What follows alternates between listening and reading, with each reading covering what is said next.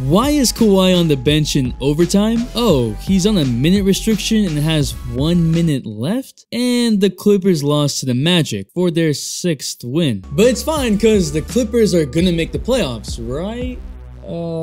Maybe? Why are the Clippers playing this lineup against the Suns? Boy, ain't no way, boy. The Kawhi situation isn't looking good, but somehow no one's talking about it. When everyone just assumes you're not gonna play, yeah, that's a problem. Just 2 seasons ago, the Clippers looked to be a championship team, but that was derailed by Kawhi getting hurt. Now, Kawhi doesn't look the same. That's tough. And that's fine. He tore his ACL in the 2021 playoffs. He's missed a whole season. It's gonna take time to get his legs under him, so that 13.7 points per game in 25 minutes is not the worst. Apparently, he's still recovering from injury, but which one? If we take a look at Kawhi's game log so far, it's weird. Of course, Kawhi isn't gonna play back-to-backs because that's part of his load management, but it's a game here, then missing this one, then playing the next, then missing an 11-game stretch, followed by playing 3 games, followed by missing another 6-game stretch, then playing another 3 games. What is going on? But if you're liking the content, feel free to subscribe, because over 75% of y'all aren't. I'm trying to hit 600K by the end of the year, and got another video this week that people aren't talking about. The average recovery time from an ACL surgery is 8 to 12 months, but Dr. Kawhi Leonard believes the recovery timeline is 2 years. No freaking way. If you look at other NBA players who tore their ACL, on average, they returned the next year. Zach LaVine tore his ACL in 2017 and bounced back in 2018. Jamal Murray tore it in 2021, missed a season, and is now back right now. The second year is usually when you get your legs under you by easing back into games. And if this is the case that his ACL tear is unique, then that also needs to be under consideration. Has Kawhi simply become more injury prone? What is up, dudes, dudettes, ballers, players? It's your boy MJ. After opening night, Kawhi stated that his knee felt a bit stiff, and then boom, disappeared till his re-entry in November. Then Kawhi had a right sprained ankle in mid-November. However, there's a lot of confusion amongst even the Clippers organization on what's going on. For example, ESPN's Ohm and another Kings beat writer stated that they all thought that both Paul George and Kawhi would play in a Saturday game versus the Kings. The Clippers had Friday practice, and all indications were they were going to be cleared if they made out the practice okay. Heck, Ty Lue game planned for his stars being in the game. Practice goes well, but on Saturday at 1 p.m., Kawhi and PG both were not cleared and didn't play. So the coach don't even know when the medical staff clearing his players. Hey, yo, what the? That makes it tough. Kawhi has said that he wants to be out there, that he wants to play, but guesses that the medical staff has his best interest. But he also said that, I wish I could have played more than the games that I missed, but I don't want to be here tonight. I'm focusing on the end of the playoff basketball. Not only has the minute restriction been strict, he's also missed 2/3 of the season so far. The priorities with Kawhi have always been for the end of the year, but we've seen this before, and the Clippers have nowhere to go. Paul George said he's the number 2 of the team, but he's the one that led the Clippers to the Western Conference Finals while Kawhi watched from a box? What in the world? To be fair, Kawhi was going off in the 2021 playoffs before getting hurt. The season before, Kawhi played in 79% of his games, followed a similar routine to what he had done with the Raptors where he played 73% of his games. But there was one grave miscalculation. The Raptors were an established team replacing one major piece with another one, aka DeRozan for Kawhi. The 2019 Clippers were a lot of new pieces coming together, and with other players also missing games, the team never truly found chemistry. And in the playoffs, every slight weakness is exposed. That's a bad shot. Ask Rudy, Ben,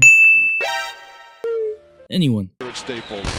And they lost to the Nuggets up 3-1. Kawhi made load management popular and sort of proved that you can sit out and still win, but that's hurting him now. On Kawhi's cheat days, he loves getting tacos, and with tacos, you need burritos, the sponsor of today's video. You've seen me drink Jarritos and enjoying a lot of flavors. Jarritos is fruit-flavored Mexican soda. Mandarin's my favorite, but there's also guava, grapefruit, lime, fruit punch. More flavors than Kawhi has played games this season. Hey. These flavors are so good. Made with cane sugar, no caffeine, no high fructose corn syrup, all in a glass bottle. Get Jarritos variety packs at Walmart to try every flavor. Link will be in the description to find your nearest store.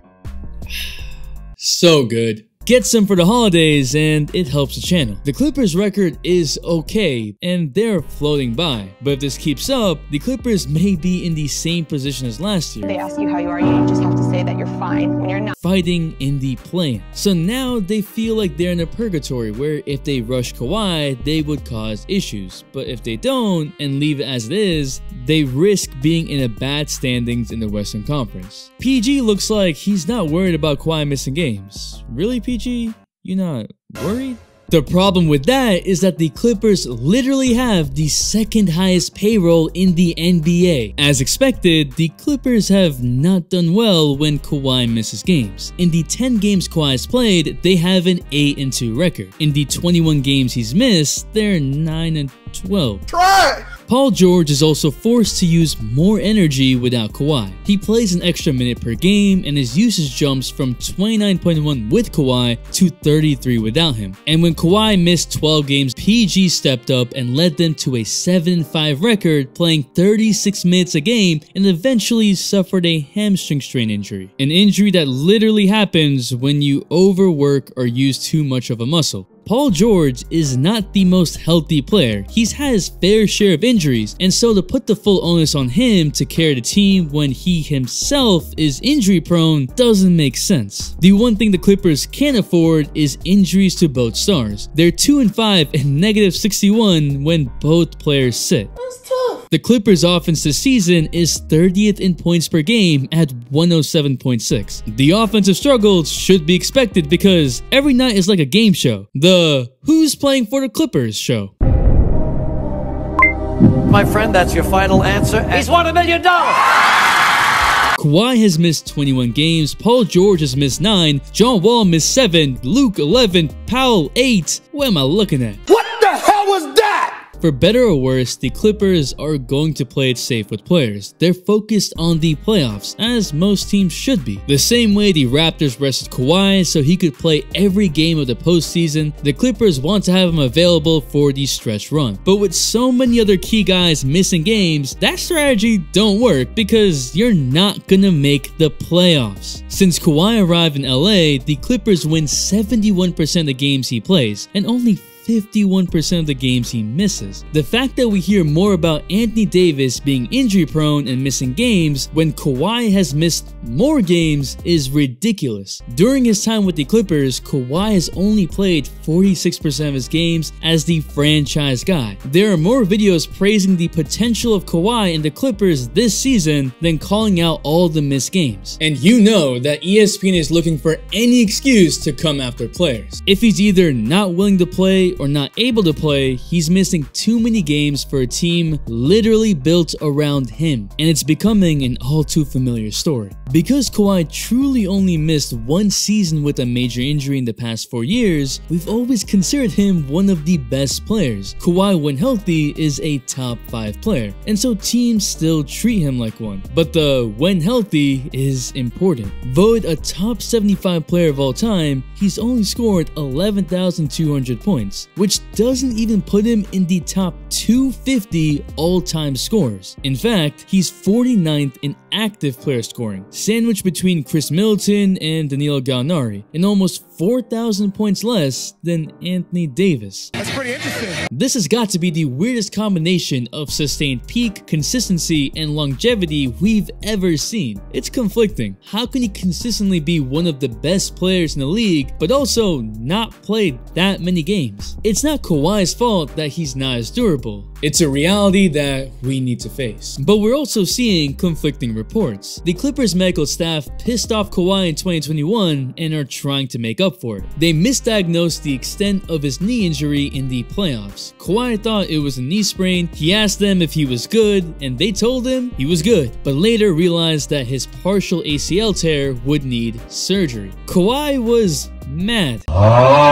Most likely because he didn't get the right treatment immediately and he lost trust. After what went down between Kawhi and the staff, it seems like the medical staff took a full 180. After Kawhi told them that he had stiffness opening night, he's been receiving 24/7 on-the-clock treatment. The way they've slowed his progression compared to the average ACL recovery time, it's clear they don't want to make any mistakes. It's also hard to tell who's pulling the strings. Is it the organization, or is it Kawhi and the organization is willing to take the brunt of the blame? Now, Kawhi's injury reports are vague, almost like you never know why he's actually sitting out. The Clippers don't even know his timetables. Timelines for injuries are sometimes not given to the public, and that's probably in an effort to protect Kawhi, who may choose to sit out more games. But like I've said before, the Clippers are not getting any younger. They trade all their picks and lost to that team. What are we doing here? I will give the Clippers players props in that they all seem to be fine with each other, and it's not a Spurs situation in the terms of Kawhi choosing to sit out has not created a rift between his teammates. But this is meant to be a championship team. With all these new pieces, changing lineups, conflicting reports, how do you build on-court chemistry? Ty Lue is also frustrated, and who wouldn't be? The Clippers really will sink or swim with Kawhi, but Kawhi's career and legacy are being tarnished. He's the most winning player in NBA history at 74.5% when he plays. But the win seems less and less. The all-day notification watch out goes to RJ. Thanks for the all-day support. And if you want to know why the Suns are the most hated team in the NBA,